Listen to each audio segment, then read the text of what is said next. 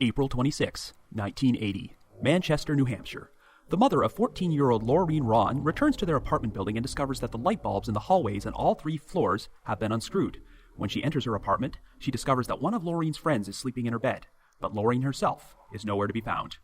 Over the next few years, Laureen's disappearance would feature a number of strange leads, including a series of mysterious unexplained phone calls and alleged ties to pornography. After that, the trail went cold.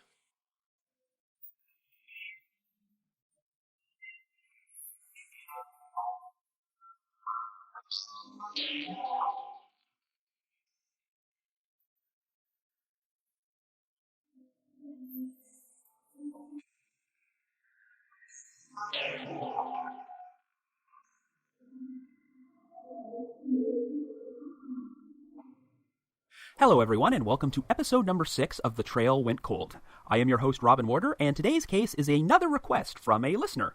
As I mentioned here before, I am a frequent poster in the Unsolved Mysteries forum at the Sitcoms Online message board. I was recently contacted by a fellow poster named Unsolved88, who sent me a list of suggestions of lesser-known missing persons cases that they wanted me to cover on this podcast. So thank you for that, Unsolved88. And in the end, the selection I chose to go with was the 1980 disappearance of a 14-year-old girl named Laureen Rahn. And one of my main reasons for choosing this one is because I actually covered this case in one of my earliest articles at listverse.com called 10 Mysterious Disappearances with Bizarre Clues, and it was published in April of 2013. And I do believe that is an apt title for the article because this case is nothing but a series of bizarre clues.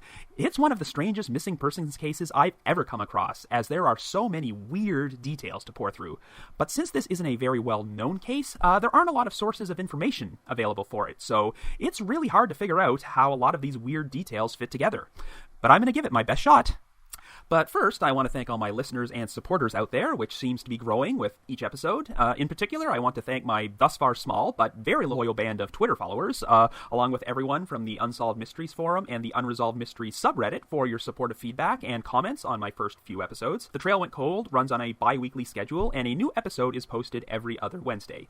We've got our own Facebook and Twitter pages, and we're also available for download on iTunes, so if you like this podcast, be sure to subscribe to it. Of course, I need to provide the obligatory shout-out to McGill Foote, who edits and assembles this podcast together for me, and is my fellow co-owner of The Back Row, the pop culture website which hosts this very podcast. And also a big shout-out to Vince Nitro, who composes the eerie music you hear on every episode. Before I get started, I just want to reiterate that there isn't a lot of information about this particular case online, so my main source for a lot of the details I'm going to be talking about is a website called The Charlie Project, which really deserves a plug. The reason The Charlie Project deserves this major plug is because it is probably the best resource for researching missing persons cases on the internet, and it has given me so much material for many of the mystery and true crime articles I've written about these last several years. If you're a true crime fan or a kind of interested in missing persons cases, I'd advise checking The Charlie Project out because once you get started, you can get lost in that site for hours. And amazingly, this site is run entirely by one person. Her name is Megan Good, and she has single-handedly assembled this vast missing persons database over the course of the last decade or so. The way it works is that she takes every piece of information she can find online about a particular missing persons case, and she will assemble all this information together into one long written summary. I guess the drawback to this is that sometimes only vague bits and pieces of information about a particular case are available online. So when you attempt to assemble all these bits and pieces together into one written summary, certain parts of the story are not going to make much sense and are going to have some holes and leave you with some unanswered questions. And that certainly holds true with Laureen Rahn's disappearance, as the Charlie Project's write-up on the case has so many elements where I'm just itching to learn more details. But unfortunately, that information just isn't out there. But I'm going to still work with what I have, so let's begin, shall we? Our story starts off in Manchester, New Hampshire in 1980. Our central figure is Laureen Rahn, a 14-year-old high school girl who lives in an apartment building with her mother, Judith Rahn. I know that Laureen had a sister, but I'm not entirely sure if she was living with them at that time. I don't have any details about Laureen's father, but I do know that her mother had a boyfriend who was a professional tennis player. Anyway, on the evening of April 26th, Judith was scheduled to go out of town to see her boyfriend play in a tennis tournament. Even though Laureen usually went to these tournaments, she asked her mother if she could stay home that night because she was on her spring break from school, and Judith agreed to her request. So Judith goes and attends the tournament and returns sometime after midnight. And this leads to the first of many, many bizarre details in this story. When Judith goes into the apartment building, she discovers that the whole place is dark because all of the light bulbs have been unscrewed in the hallways of all 3 floors. No, not just the floor Judith lived on. Someone went to the trouble of unscrewing the light bulbs on all 3 of the building's floors. That is just so weird. Anyway, Judith reaches her apartment and discovers that the front door is unlocked. When she walks inside, she then notices that the back door is open. Judith checks Laureen's room, and it initially appears that Laureen is sleeping in her bed. But at some point, she realizes that it's not Laureen, but one of Laureen's female friends sleeping over. When the friend wakes up, she tells Judith that Laureen was supposed to be sleeping on the couch. And they do find a blanket and pillow on the couch, but Laureen herself is missing. Now, here is the first of many frustrating elements of this case, as there appears to be some conflicting information here. The Charlie Project page makes it sound like Judith did not discover that Laureen's friend was in her bed until morning. However, Laureen's missing persons profile page at the New Hampshire Department of Justice website, it claims that Judith contacted the police at around 3:45 a.m. So I'm not entirely sure which account is accurate. And here's another confusing detail. The Charlie Project page reads, "Her clothes and brand new sneakers were in the living room." Well, I'm presuming that Laureen wasn't naked when she disappeared, so at first I took this to mean that Laureen had gotten dressed in pajamas or a nightshirt or something, which is why it said her clothes were left behind. But that very same page also has a section with a description of the clothing she was last seen wearing, and it lists a white V-neck sweater, blue plaid blouse, jeans, and brown shoes. So if Laureen was last seen wearing these clothes, why does the write-up say her clothes and brand new sneakers were in the living room? Did she change into the sweater, blouse, and jeans to go sleep on the couch? Now, keep in mind, I'm not knocking the Charlie Project for this contradictory information. I'm just pointing out that these sort of things happen when you're assembling a missing persons profile out of bits and pieces of information that are scattered all over the internet. And this is just one of the many aspects of this case which leaves me with unanswered questions. Anyway, Judith did report her daughter missing, but since there were no signs of struggle anywhere in the apartment, the police initially believed that Laureen was a runaway. And I talked about this a little bit in my earlier episode about the Fort Worth 3 case, but unfortunately this was a fairly common mentality with cases involving missing teenagers in the 1970s and early 80s. Before the laws got changed, police would often just write off a lot of missing teens as runaways and just didn't do a proper investigation, even if there was nothing to suggest that the victim had run away. In Laureen's case, she apparently left her clothing, sneakers, and her purse behind in the apartment, so this really did not fit the profile of a runaway. But thankfully, the police finally did change their tune a few weeks later and leaned towards the idea that Laureen might have stepped out of her apartment for a brief period before she was taken against her will. Now, Laureen's female friend, she claimed that a male friend of theirs had joined both her and Laureen in the apartment that night, and that they all spent the evening drinking alcohol. The police questioned this male friend, who confirmed being there. He claimed that at one point, he heard voices in the apartment hallway, and assumed that Laureen's mother was returning home. And since Laureen was underage, and they were all drinking alcohol together, he was worried that he'd get in trouble, so he slipped out the apartment's back door.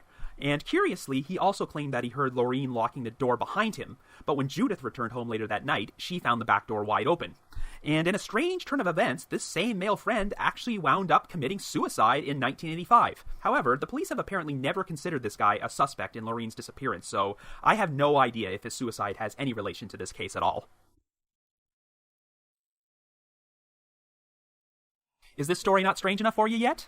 Well, guess what, folks? It's going to get even weirder. Several months later, Judith was surprised to discover that 3 unexplained phone calls to California were on her phone bill. The calls took place on October 1st, 1980, but Judith never made these, and really had no reason to, since she didn't know anyone in California, and no one from her family had any ties to the area either. 2 of these calls were made from a motel in Santa Monica, and at first I was really confused by the wording of this. How did Judith's phone number in New Hampshire get charged for phone calls which were placed from Santa Monica, California? Well, I did a little research and discovered how this would be possible. I was only 2 years old during this time period, so of course I have no memory of this, but apparently in 1980, there was a way you could charge long-distance phone calls to your phone number from anywhere in the world. It's hard to imagine now, but remember, this is still many years away from the invention of cell phones. From what I've read, you could call the phone company first, and then enter a special PIN number, which would allow you to charge the call to your own phone number. This was apparently a lot cheaper than just call and collect. Now, of course, if Judith had one of these PIN numbers, you have to assume she gave it to Laureen at some point. So unless someone else managed to obtain Judith's PIN and used it to charge some random phone calls to her account, this seemed like a good indication that Laureen was still alive and somehow had made it all the way to California. And the rabbit hole is only going to get even deeper on this one, folks. One of the calls on Judith's phone bill was made to a teen sexual assistance hotline, which was run by a physician in California. The police questioned this physician, but he denies knowing anything about this call. But then, for reasons completely unknown, the physician changes his story about 5 years later. He claims that runaway girls often visited his wife at their home in California, and that at one point, he may have encountered a girl around Laureen's age who said she was from New Hampshire. And then, the physician directs investigators towards Annie Sprinkle, a famous porn star from this time period. Apparently, Annie Sprinkle used to work with this guy's wife in the fashion industry, and he claimed she might have information about these runaways he had encountered. Now, Laureen had always dreamed of becoming an actress someday, so there's speculation that she might have traveled to California to follow her dream, but wound up in the pornography industry. And apparently, investigators actually watched some of Annie Sprinkle's films to see if Laureen might be in any of them. And we're talking about titles like Deep Inside Annie Sprinkle and Twilight Pink, but it seems this lead went absolutely nowhere. And quite frankly, I have no idea what to make of any of this. I looked into Annie Sprinkle's background, and yes, she did do a lot of adult films during the 1970s and 80s, but she seems to have had a pretty successful post-porn career. She went on to earn a doctorate in human sexuality, and to this day, she's a fairly prominent feminist figure in the world of sexual education. And from what I've seen, Miss Sprinkle seems to be a pretty well-adjusted person who managed to avoid the self-destructive lifestyle that a lot of porn stars from that era fell into. I see nothing in her background to suggest she might be involved in the sex trafficking of runaway teenage girls, so I don't think the authorities believe that Sprinkle has any connection at all to Laureen Rahn's disappearance, and I have no earthly idea why this physician brought her name into this in the first place. But that's not the only confusing part. Like I said earlier, the two other mysterious phone calls charged to Judith's number had been made from a motel in Santa Monica and were placed to another motel in Santa Ana. In 1986, Judith had an investigator travel to California to check these motels out, and here is an exact quote I'm going to read from the Charlie Project page. Authorities said that one of the establishments may have been used by a child pornographer named Dr. Z. Investigators were unable to link Dr. Z to the teen hotline, and it is not known if pornography is involved in Laureen's disappearance. I'm sorry, what? I apologize. I'm sorry, folks. I would really like to provide some more context about those sentences I just read, but that's literally all the information I have. See what I mean when I said this case has many different bits and pieces which don't fit together? We've got two sentences which briefly mention this child pornographer named Dr. Z, but nothing else. Ugh, this is why this case is so frustrating.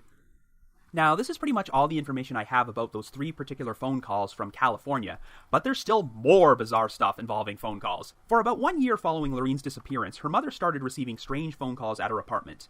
These calls would always come at around 3:45 a.m., and the caller would just stay silent before they hung up.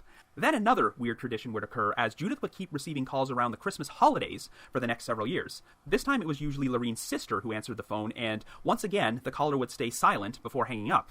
These calls eventually came to an end when Judith moved to Florida and changed her phone number. Of course, it's been theorized that these calls might have been from Laureen.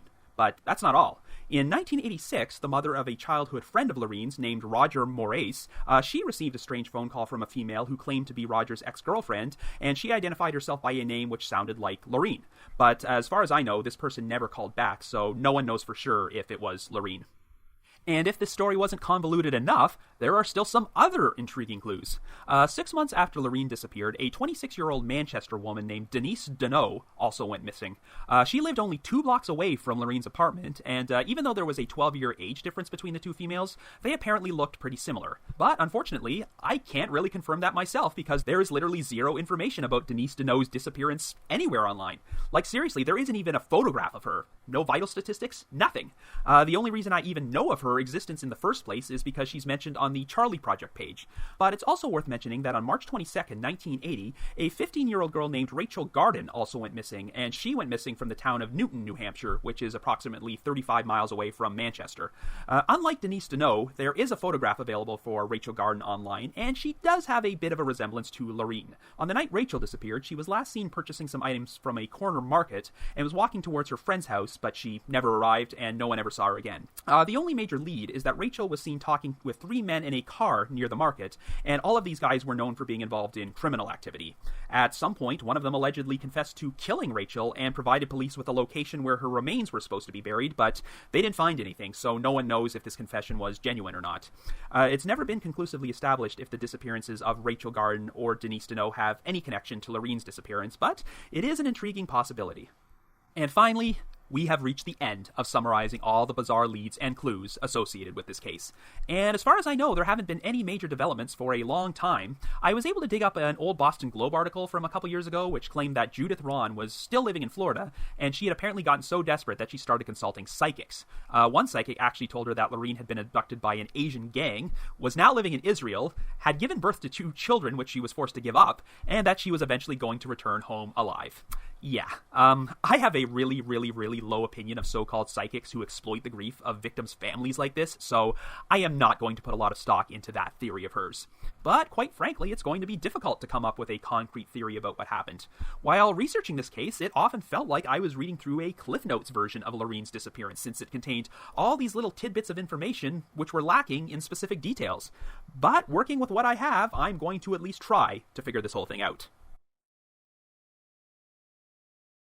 Now, for starters, I'm pretty certain that Laureen did not run away. Given that she left virtually everything behind in her apartment and there were no signs of struggle, I think the most likely scenario was that she briefly stepped outside, or was lured outside, before she was taken against her will. Assuming that Laureen's female friend isn't lying about anything, it seems unlikely that Laureen would have been abducted from inside the apartment. I guess it's easy to suspect that Laureen's friends might be hiding something since they were involved in underage drinking that night, and her male friend quickly slipped out of the apartment and committed suicide a few years later. But I just don't think that the female friend would have stayed in the apartment and slept in Laureen's bed if she knew something bad had happened. So let's talk about the part where every single light bulb on all 3 floors of the apartment building was unscrewed, because that detail is just so freaking bizarre and creepy. I could definitely see someone going to all that trouble to leave the hallway in total darkness. That way, when Laureen stepped out of the apartment, it would be easier to grab her.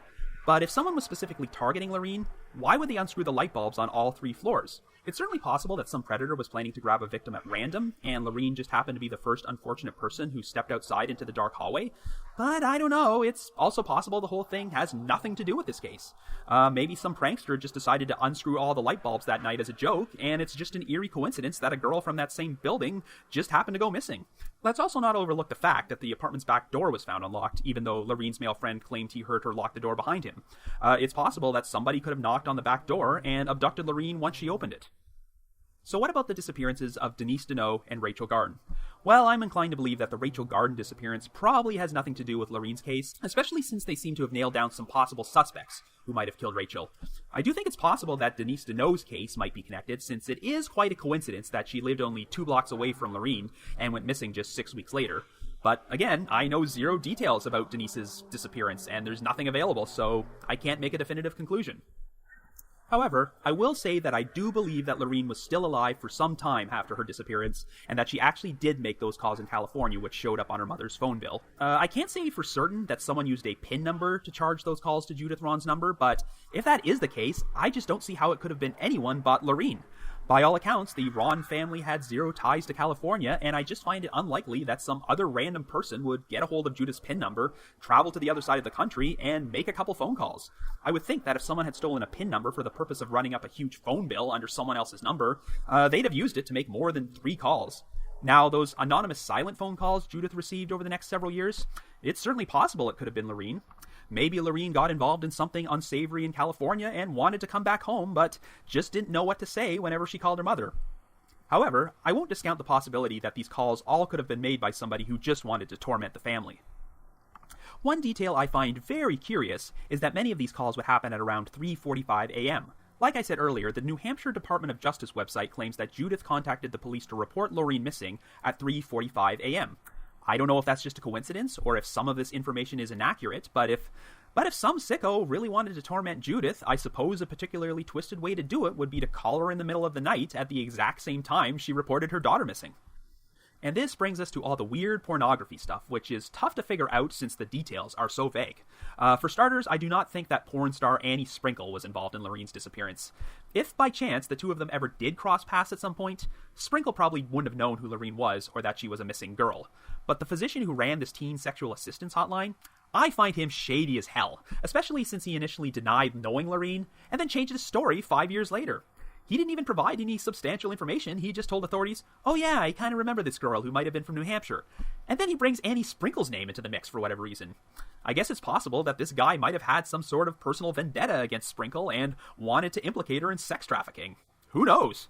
But I find it interesting that this guy was a physician, and then the investigation brings up this mysterious child pornographer with the name Dr. Z. However, since I know so few details about this physician, or Dr. Z, I have no idea if they could be one and the same. But if I had to formulate a theory about Laureen's disappearance, I'd say she was probably lured out of her apartment on the night she disappeared, where she was abducted and forced into either sex slavery or a pornography ring. I think she did eventually wind up in California and did make those phone calls which were charged to Judith's number. I can only speculate what happened to her afterwards, but I would not be surprised if she wanted to come back home and made a few attempts to contact her family. But by this point, Laureen might have been in such a terrible situation that she could not or would not tell her family what happened. I do believe that Laureen was alive for at least several months after she disappeared, but unfortunately, I'd say the chances of her still being alive today are pretty slim. But if she is still alive after all these years, I do hope she can somehow make contact with her family again and bring them closure. And that concludes our episode about one of the strangest missing persons cases I've ever studied. If you happen to have any important information about the disappearance of Laureen Rahn, or if by chance you're Laureen herself, please contact the appropriate authorities. And if you have your own theory about what might have happened to Laureen, I'd love to hear from you. Most importantly, if you happen to know more concrete details about some of the information I've covered here, feel free to leave me a comment or send me an email because I would really love to fill in the blanks. Hell, if you even have information about the disappearances of Denise Deneau or Rachel Garden, let me know, because as far as I can tell, those cases are still unsolved too. If you want to contact me, I can be reached at robin.warder@primus.ca. That's ROBIN.WARDER@PRIMUS.ca. So be sure to check us out on Facebook, Twitter, and iTunes. You can also check out my true crime and mystery articles at both crack.com and listverse.com. And there's also plenty of other non-true crime content you can find right here at the back row. So have yourself a good 2 weeks, and join me next time for another edition of The Trail Went Cold.